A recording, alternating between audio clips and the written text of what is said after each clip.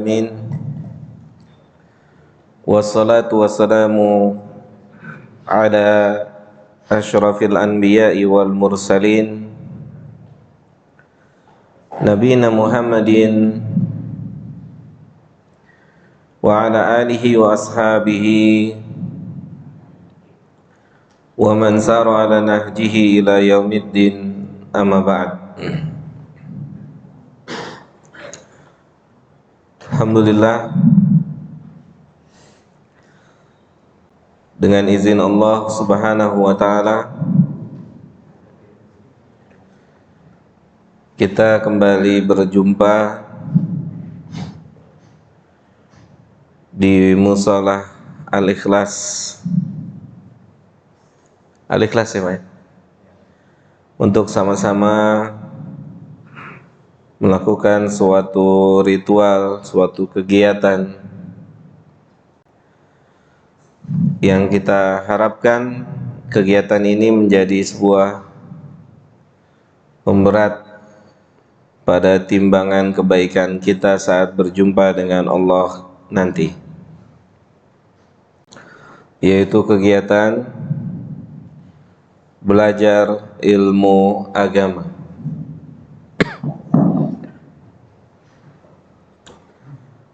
Baik jamaah yang dimuliakan oleh Allah Subhanahu wa taala, kita masih membahas atau masih pada pembahasan kitab Muharramatun Istihanu bihan nasu, yaitu keharaman atau perkara-perkara yang diharamkan di dalam Islam, akan tetapi keumuman manusia menyepelekannya.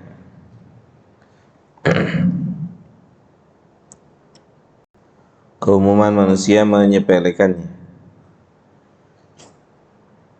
Di antara perkara yang diharamkan kemudian disepelekan oleh manusia, bahkan oleh keumuman manusia,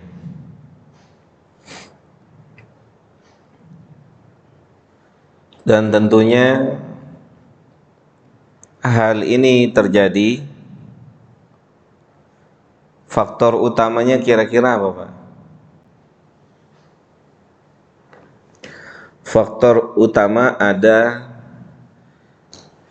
perbuatan-perbuatan yang di dalam Islam itu perbuatan yang besar, masuk bagian dari dosa besar, tapi nyatanya di kehidupan sehari-hari perbuatan itu biasa dilakukan oleh masyarakat atau kaum muslimin secara umum. Kira-kira faktor utamanya itu apa? Gimana Pak Imam? Kira-kira lemahnya iman ya. Baik. Yang lain ada? Kurang ilmu. Nah itu, kolaborasi itu. Kurang ilmu, maka dia akan berakibat kurang iman. Gitu. Seseorang kurang ilmu pasti kurang iman. Itu sudah urutan yang nggak bisa dipisahkan. Orang kurang ilmu pasti kurang iman.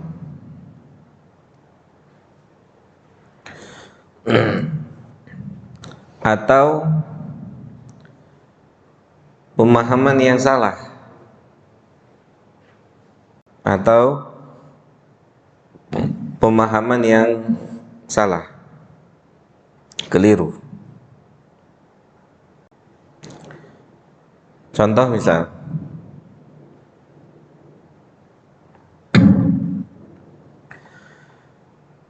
contohnya misalnya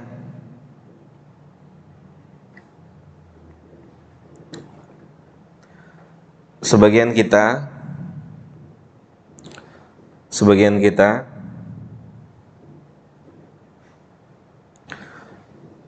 menganggap sholat sendiri itu perkara yang biasa-biasa saja. Ketika seseorang sholat fardu sendiri, sebagian kita menganggap itu sebagai perbuatan yang biasa-biasa saja. Benar nggak Pak? Nyata nggak ini? Di kehidupan kita mungkin ada sebagian kita yang pernah mengalami masa ini. Mungkin sebagian kita, hampir sebagian atau mungkin hampir semua kita mengalami masa ini. Masa di mana sholat itu yang penting sholat. Ngalamin ya Pak, masa ini pernah dilewatin ya Pak ya? Saya rasa hampir semua manusia melewati masa ini ya. Mungkin ya. Ya kalau tidak boleh dibilang seluruh manusia, sebagian besar manusia melewati masa ini. Tapi nyatanya setelah kita belajar agama, banyak ayat, banyak hadis yang menyebutkan tentang sholat berjamaah.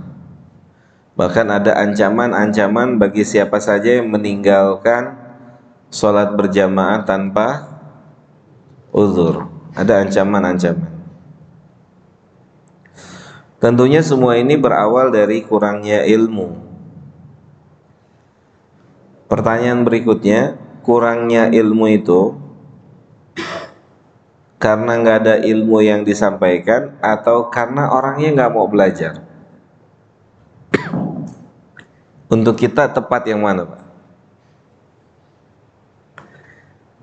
Untuk orang yang hidup di perkotaan, yang lebih tepat nggak ada yang ngajarin atau nggak mau belajar? Nggak mau belajar. Untuk yang hidup di perkotaan lebih tepat itu ya, tidak mau belajar. Berarti kebodohan yang dipelihara, kebodohan yang distrukturkan.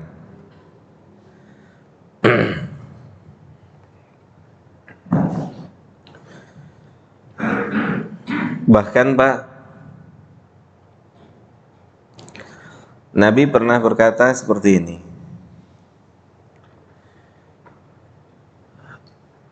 Kata Nabi, a'dzarallah ila mri'in akhara ajalahu hatta balagha sittina sanatan.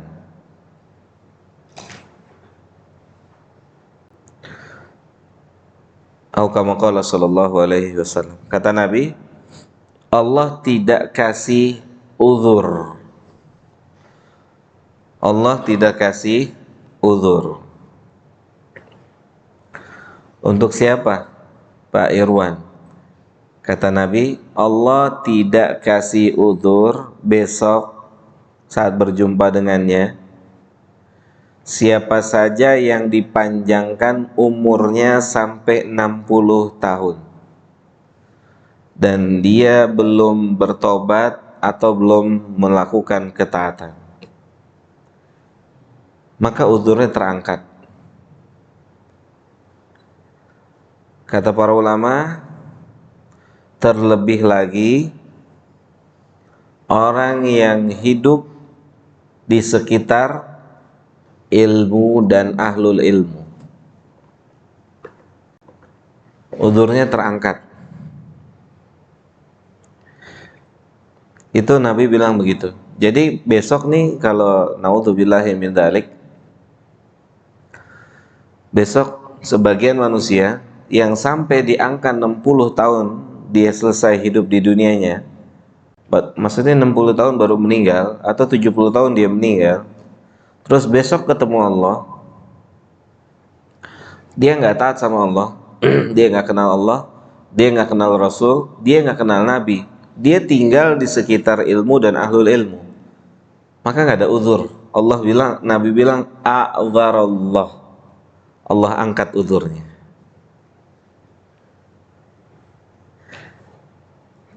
Kenapa tuh Pak diangkat uzurnya? Karena manusia diciptakan, dihadirkan di bumi ini oleh Allah untuk beribadah, untuk tahu yang mana Allah mau, yang mana Allah nggak mau, yang mana Allah suka, yang mana Allah nggak suka. Itu harus wajib hukumnya orang Islam tahu. Kan kita sama-sama hafal surat Ad-Dariyat 56, wa ma khalaqtu al-jinna wal insa illa liya'budun. Ayat ini kita semua sama-sama tahu. Gitu. Jadi tidak dapat udzur, ya subhanallah. Ya, orang-orang yang telah sampai di angka 60, 70. Jadi Allah panjangkan umurnya itu diulur, diulur, diulur, diulur, diulur itu biar manusia balik tobat pada Allah, kembali pada Allah, harus tahu yang halal, harus tahu yang haram. Gini, kira-kira besok kita jawab apa nih besok? Saat diwafatkan di usia 60 atau 70 tahun atau antara itu. Antum ngapain aja di sini nggak ngerti siapa Allah? Antum ngapain aja di dunia nggak ngerti siapa Nabi? Antum ngapain aja di dunia nggak bisa baca Quran? Antum ngapain aja di dunia? Gitu. Itu ditanya kayak gitu tuh. Divonis tuh 60 tahun tuh antum dikasih waktu berapa? 60 tahun, 70 tahun ngapain aja? Gitu. Kan sudah tahu kita diciptakan untuk apa, Pak? Beribadah. Nah, pada kesempatan hari ini kita masuk kepada perkataan penulis Syekh Saleh Al-Munajjid hafizahullah taala tentang salah satu dosa besar yang dianggap biasa oleh sebagian kaum muslimin. Pertemuan yang lalu kita bahas tentang bawang ya Pak ya, kalau nggak salah. Ya, masuk masjid sesudah makan bawang ya. Maka pada pertemuan hari ini sesuai dengan urutan yang beliau tuliskan adalah zina.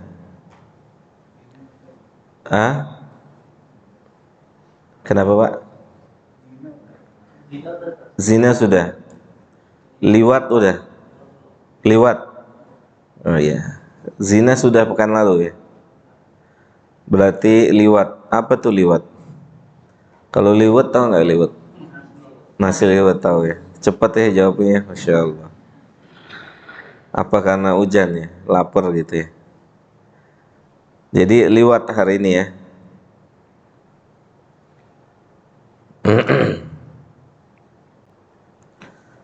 Masih beredar nggak liwat Pak? Apa tuh liwat?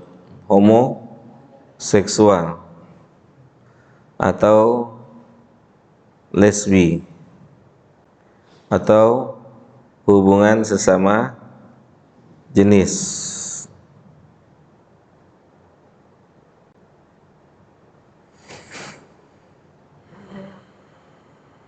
Ini sejarah liwat ini pernah terjadi pada zaman Nabi siapa Pak? Nabi siapa? Lut alaihi salatu wassalam. Gimana ya cara berpikir orang yang liwat itu ya? Tapi ada apa ya Pak ya? Ternyata kita mau bicara sebelum kita masuk pada apa yang disampaikan oleh penulis. Qadarullah kemarin benar-benar baru kemarin kita sedang berbicara tentang liwat ini, dan di antara yang menakjubkan yang perlu kita perhatikan, menjadi seorang homoseksual atau siapapun kita itu tidak tertutup kemungkinan bisa menjadi seorang homoseksual. Beneran, Pak. Ini baru kemarin dibahas. Ada suatu instansi di negeri ini yang sepertinya nggak mungkin menjadi seorang homoseksual, tapi nyatanya banyak di instansi tersebut sebagai homoseksual. Ah? Kenapa? Ada grupnya. Antum masuk di grup itu? Panitia. Bapak wakil ya? Kok tahu gitu ya? Berarti wakil ya dia kayak gitu. Oh, ketuanya. Nauzubillahi min dzalik. Ya. Ini nyata, Pak. Saya nggak usah sebut lah satu instansi itu ya. Tapi secara akal sehat, kayaknya instansi itu kayaknya nggak mungkin ada atau seorang jadi guys. Saya tanya, Pak, awal masuk di instansi ini, ya sama kayak kita laki-laki. Bahkan mereka sudah punya anak hari ini. Nggak sedikit yang anaknya 2, 3. Subhanallah. Makanya dari instansi ini mau dipecat. Terus kenapa bisa sampai terjadi? Padahal sebelumnya dikenal sebagai laki-laki sejati, Pak. Laki-laki, Pak. Benar-benar laki-laki, Pak. Ini instansi bukan main-main nih. Instansi besar di negeri ini. Menciptakan laki-laki. Tapi Allah Subhanahu wa taala punya kehendak kalau kita tidak berhati-hati. Ini benarnya sabda Nabi nih, Pak. Nabi kan pernah bilang begini, pernah kata Nabi SAW, kalau bergaul dengan tukang minyak wangi, ikutan wangi. Urutannya kan banyak tuh ya, bergaul sama tukang minyak wangi, dapat cipratannya atau nyobain. Makanya teman antum yang tukang minyak wangi ngeliat antum kesel gitu ya, beli enggak gitu kan, nyobain doang, nyolek gitu kan. Ya dia lagi yang datang, ya Rian lagi yang datang ya kan, colek lagi, banyak kan colekan yang mau belinya gitu. Pokoknya ke bawah deh yang baik-baik dari minyak wangi itu. Bisa jadi kemudian hari akan dagang minyak wangi, mungkin nggak? Mungkin atau tidak? Mungkin nggak, Pak? Sangat mungkin. Nongkrongnya sama tukang minyak wangi di setiap hari. Besok belajar tuh cara ngeraciknya tuh. Ngeracik apa namanya? Oplosannya. Kalau biang gampang. Kalau biang kan tinggal tuang-tuang doang. Yang susah itu oplosan. Campurannya apa namanya? Campurannya biang namanya apa ya? Lupa saya. Ada yang tahu nggak, Pak Jemaah? Etanol kayak kalau nggak salah itu. Karena saya dulu dagang minyak wangi juga. Dulu. Campur kerjaannya lebih lama bikinnya daripada jualannya. Awal mula jualannya itu karena teman saya tukang minyak wangi. Lama-lama diajarin, Pak, belajar jualan. Gitu. Sama sebaliknya dengan tukang pandai besi, nongkrong sama tukang pandai besi, ke bawah nih aroma api ke tubuh, nyata nggak itu? Atau percikan-percikan api, lama-lama kayaknya asik juga nih bakar-bakar begitu kan. Belajar. Tadinya mungkin kita bagian dari orang yang nggak suka tuh sama tukang apa? Tukang apa? Las. Ngelihat jauh-jauh. Tapi karena duduknya di situ terus sama tukang las nih, Pak, lama-lama rasa suka itu terbangun tuh Pak, terbangun. Contoh nyata nih Pak, nanti kita mau masuk nih bab ini. Contoh nyata, berbicara teman kantor atau teman sekolah, teman kampus, pertama kali ngelihat lawan jenis teman sekantor, teman satu kampus, teman satu sekolah, ngelihat si fulan atau ngelihat si fulana itu biasa aja. Tapi karena setiap hari duduknya sebelahan, gimana Pak? Lama-lama gimana kira-kira, Mas? Gimana? Lumayan. Naik tuh levelnya. Benar nggak Rian? Naik tuh levelnya tuh. Tuh kan pengalaman lagi beliau gitu kan. Tapi apa yang antum katakan ini itu nyata kita ngalamin semua. Kita kan laki-laki nih Pak. Laki-laki, kita ini laki-laki, kecuali antum punya tanda-tanda apa? Kelainan, kewanitaan. Ya Pak. Anak tanya, ada nggak yang di sini usianya udah sampai 60? Ada ya? Ada. 50 deh, 50 banyak kayaknya. 50. Terus giroh, kemauan terhadap lawan jenis masih ada nggak Pak?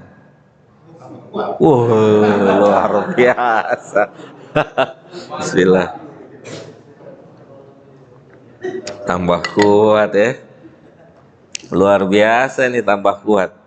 Iya Pak Irwan ya. Ya. Ini mewakili Pak Irwan nih Pak Irwan. Beliau Pak Imam mewakili Pak Irwan dan yang selevel dengan Pak Irwan. Iya Pak. Siapa lupa? Pak Mukhlis ya, Pak Mukhlis ya, mewakili antum juga nih gitu kan. Enggak, kita bicara real, kita bicara realita, karena kita mau bicara liwat homo yang mungkin di kepala kita, oh kita jauh dari perbuatan ini gitu ya, jauh. Pak, di sini ada nggak yang dulunya nggak ngerokok, main sama tukang rokok jadi ngerokok? Apa sebabnya? Karena mainnya sama perokok. Udah sebatang aja, benar Pak? Sebatang aja, nggak kuat. Awalnya gimana? Kayaknya enak juga gitu. Beli sendiri itu, ya kan, sehari jadi sebungkus. Awalnya nggak suka rokok, tapi karena mainnya sama siapa? Bukan ngerokok, jadi ngerokok. Nah, ini juga perkara yang perlu kita berhati-hati terhadap diri kita Pak. Bukan cuman kita punya anak Pak, anak laki-laki. Hati-hati juga kita punya anak, harus tahu juga siapa temannya gitu. Naudzubillahi min dzalik ya. Ternyata memang semalam Pak kita baru bincang-bincang, ternyata liwat ini, homoseksual ini terjadi di sebuah instansi yang kepala kita rasanya nggak terima itu. Tapi ternyata beliau sendiri bilang banyak. Allahu Akbar.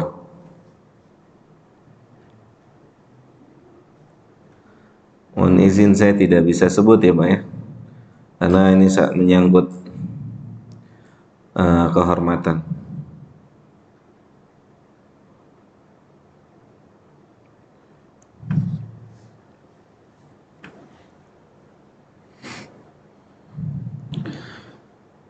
Kanat, berkata penulis hafizahullahu ta'ala,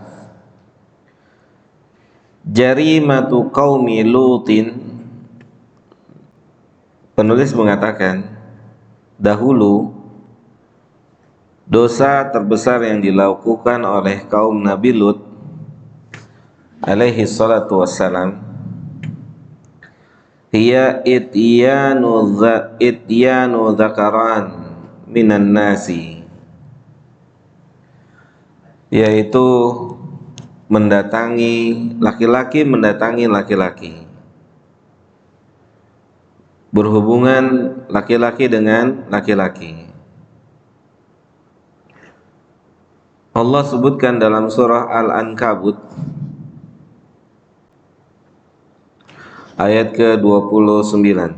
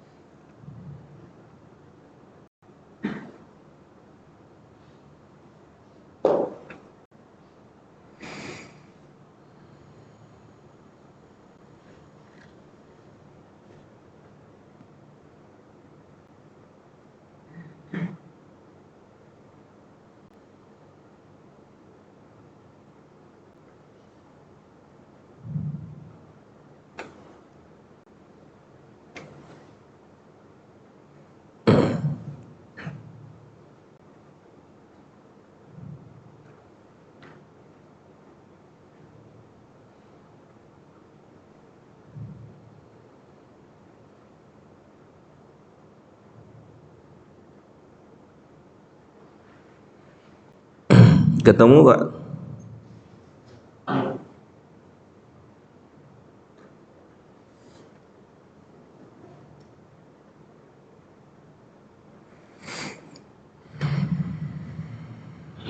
Ayat ke-28, maaf Pak.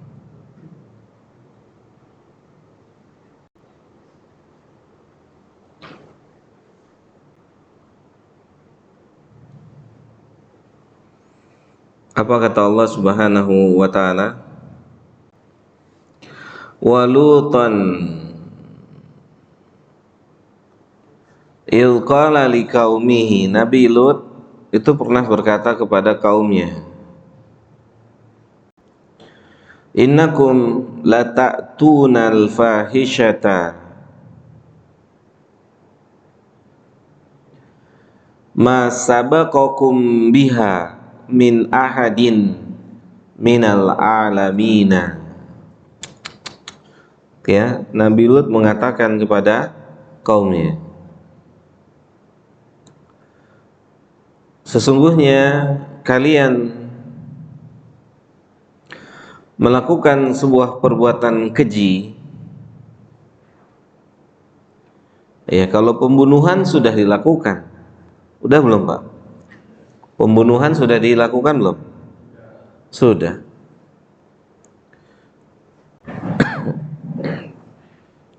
Kemaksiatan yang lainnya sudah dikerjakan.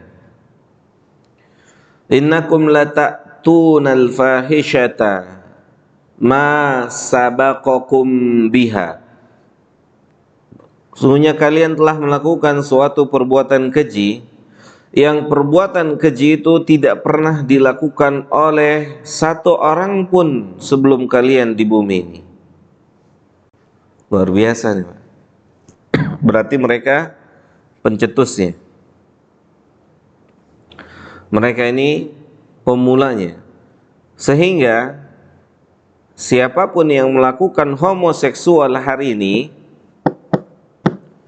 maka mereka kebagian dosanya. Ini disebut dengan dosa jariyah. Kalau orang pernah melakukan dosa dan dosa itu jariyah, sikapnya yang benar itu dia harus umumkan taubatnya, atau dia harus memperlihatkan kepada manusia bahwasannya dia sudah tidak seperti dahulu lagi. Contoh nih Pak, dosa jariyah, artis yang hari ini sudah taubat dengan pakaian seksinya, sekarang sudah tertutup rapat. Ada nggak? Ada ya? Dulunya terbuka lebar-lebar, selalu kelihatan di atas dengkulnya, selalu terlihat, pokoknya bentuk tubuhnya, bahkan tubuhnya itu kelihatan dulu. Tapi hari ini sudah bertobat kepada Allah Subhanahu wa taala dengan taubatan nasuha.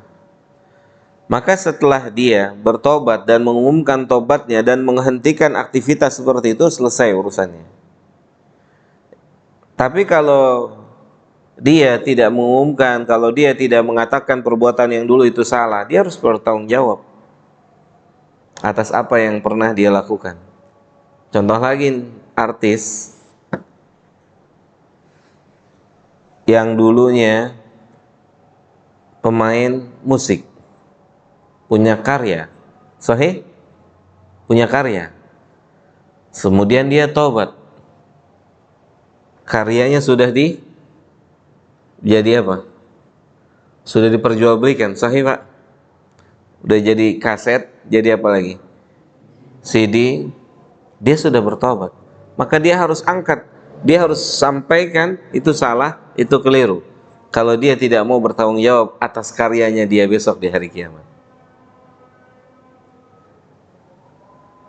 dia harus berani publikasi bahwasannya dulu perbuatan itu saya lakukan karena dasar tidak punya ilmu. Tapi hari ini saya umumkan itu perbuatan salah, keliru, dan saya berlepas diri dari seluruh penikmat lagu-lagu yang saya nyanyikan. Saya berlepas diri. Selamat insya Allah, mudah-mudahan kayak gitu. Jelas Pak? Udah adzan Pak, silakan adzan dulu, kita lanjut nanti pada Isya.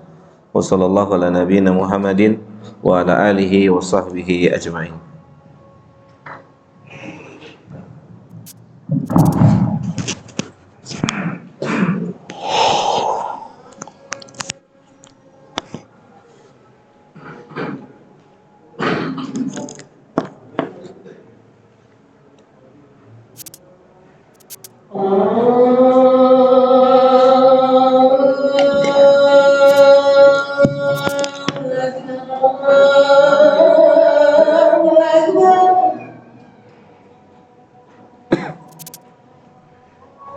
Allah